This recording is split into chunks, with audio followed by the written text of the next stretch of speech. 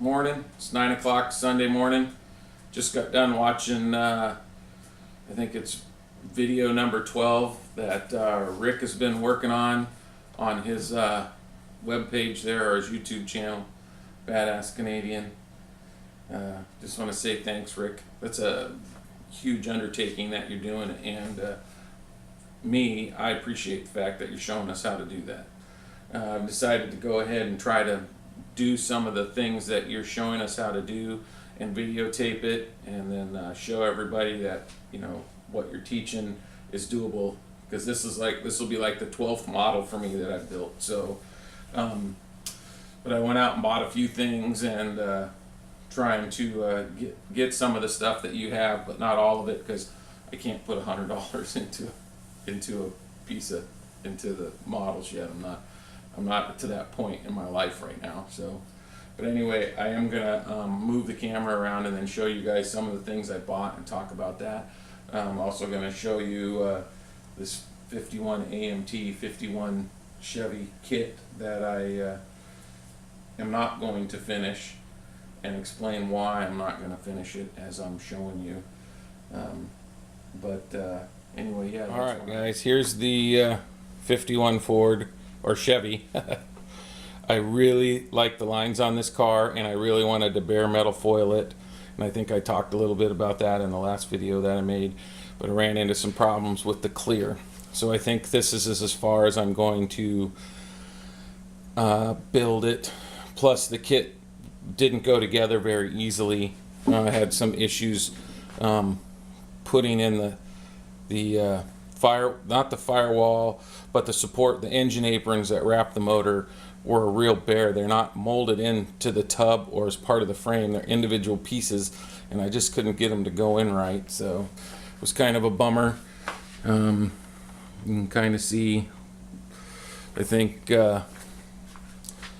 overall, I mean, I love that root beer color. That's that PPG. I figured out how to shoot that, and I also figured out how I'm going to shoot the clear next time so I don't have the same problem. So I highly recommend, like Chevy Cheeseburger said, go out, buy some clear. It wasn't terribly expensive. It'll last you forever, and use that clear if you want that deep shine, because this thing shines like there's no tomorrow. It's like, holy smokes. So overall, I'm was happy with the color and the shine, just that I put too much clear on, and I lost some of I can't do the other things that I want to do to it, which is a real bummer. But other than that, I think I like how the car sits. I didn't finish the undercarriage, but you can kind of see what's going on there. And building this 6-cylinder motor was kind of cool. The cool thing is I got some decent tires and wheels there now, that I can use for something else if I want to. The interior came out really good. Still not where I want to be on 50 Styles interior, but I'll get it dialed in. I think his name's Steve. I can't say it. Starts with a B. I like him on my Facebook page. That man can build cars. It's like, holy smokes, I've never seen anything like it. I think it's called BK Customs, and look for it on Facebook, and go look at his stuff. I mean, it's incredible. So anyway, there's what we got with the 50. I think I already tried to show you some stuff in there with the interior and stuff like that. So so that's where we're at with that, and give me a second and I'm gonna move some other stuff around. All right, guys. Like I had mentioned, I've been watching Rick Howard's how-to video on his Camaro build, his street burner Camaro, and I want to say that it's incredible that he is investing that kind of time to share with everybody what he's got going on. So I appreciate it. So what I decided to do is I picked a kit, which is this Nova kit, to try to build and do some of the things that he's showing on there how to do. So I am going to try to open a door, possibly the trunk, because I thought it was cool with the nitrous bottle and stuff in there.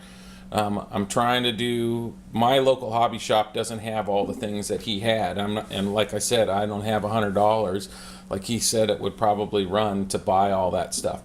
But I think building a fuel cell and or getting the fuel cell and getting a nitrous bottle, that I think that would add some to this, and then trying to at least open one door, driver's side door, because we always spend so much time trying to make the interiors look cool.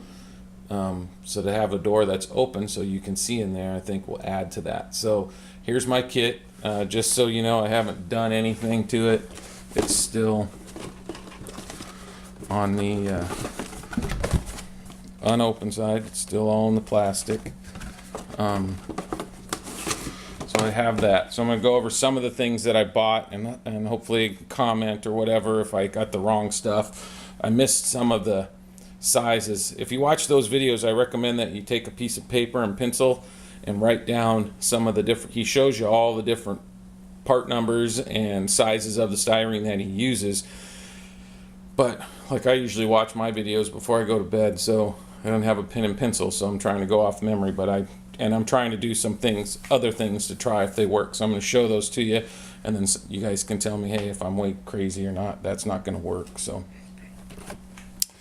I went and bought pins like you recommended to do. So here's some, got the pins, dressmaker pins, and some smaller silk pins. I went to Michael's. We do have a Michael's in Anchorage. We have 2 of them, so I went over there and picked that up. I had gone by the hobby store, or not the hobby store, but Radio Shack, and I figured that these would work good. I think I can't remember where I saw, if I saw someone talking about this or not, but using resistors as fuel filters in the fuel system. So I went and got the smallest ones I could find, and I have another box with some other ones in it. As far as braided line goes for the nitrous and the fuel line, I went ahead and stopped. I got this at Michael's. This is 20-pound braided hosing, or braided line, and I'm going to try to use this for the fuel line. Now, this is 20-pound. I'm going to go see if I can find some 10-pound. It's hard to, I don't think my little camera here will change its focus for me. So, but anyway, you can kind of see, I think it might be a little big. So I'm going to see if I have some if I can get some smaller stuff, and then see how that goes. And then I bought some different wire. This is 28 gauge to try for the brake lines and stuff. And it was all relatively inexpensive, so I got that. And then I ran into these. These are some kind of, at Michael's, Rainbow Loom. I don't know what they are, but they're black rubber bands, and I thought that I might be able to use those some way to incorporate a belt system, pulley system on the motor. I'm trying to figure out something different to do with that. So I got that, and then I know that Rick is using styrene everything, but they didn't have that at the store, so I bought 32 thousandths, 3/32 brass tubing instead of styrene because they didn't have any. And then I have a couple different sizes to make the junction boxes for the brakes back on the rear differential. So I bought some 1/25 and 1/100th stuff. So I got that, and then I just have some plain flat styrene that I bought. Some 10 thousandths, and then I got 20 thousandths, 30 and 40. I think the 10 is thin enough, but if I have to get some thinner, I will. So anyway, so that's everything. I'm kind of excited to try and do this and go from there. So